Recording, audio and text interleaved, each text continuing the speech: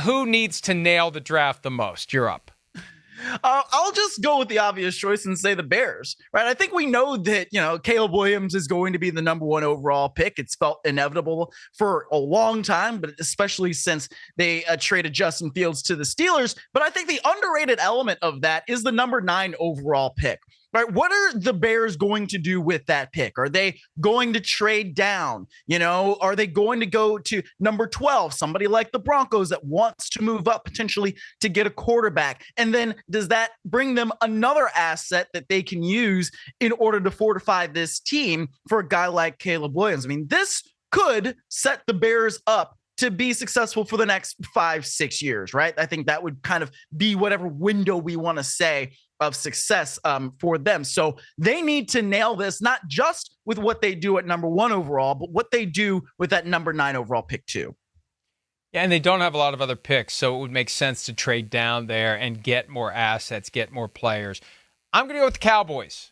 I mean, they're all in, but they don't have the money to go out and buy free agents because they have to take care of CeeDee Lamb, Micah Parsons, and Dak Prescott. You better make your draft picks count. You better get a guy at every selection who comes in. And, that offensive line, not what it used to be. A lot of holes on that defense. You better hope that you are getting the right players and your coaching staff can develop them quickly, because what this draft class does may ultimately determine whether or not Mike McCarthy has any chance of coming back for 2025.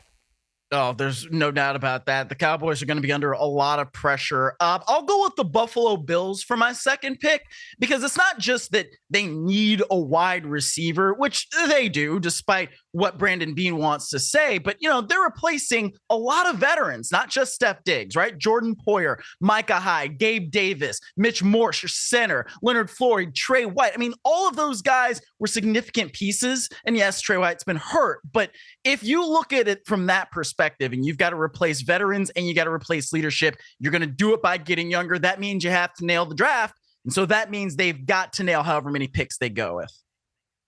Minnesota Vikings clearly and obviously need a replacement for Kirk Cousins. Sam Darnold is the placeholder. What are they going to do at that 11th pick? They've already acquired the 23rd pick with an idea they're going to try to do a combination of those two to move up. Who are they going to get? Are they going to just trust that Kevin O'Connell will take whoever they get and turn him into a great quarterback?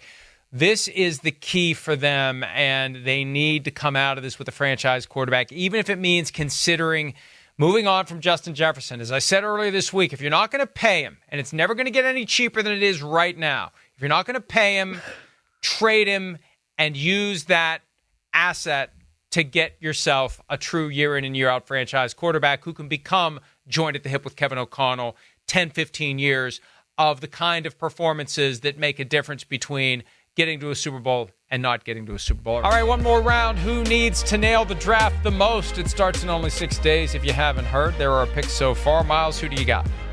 I'm going to go with the Rams. They've got they're scheduled to make their first round pick since the Obama administration. We'll see if they actually do, but they've obviously got big shoes to fill defensively with the retirement of Aaron Donald. They have pieces like an Ernest Jones, Kobe Turner, but I think they could use an impact defensive player, or they could kind of double down on their offense with that first round pick if they make it, and then go with maybe another wide receiver to pair with Matthew Stafford, Cooper Kupp, and Puka Nacua. So I'm interested to see what they do, but they got to nail it.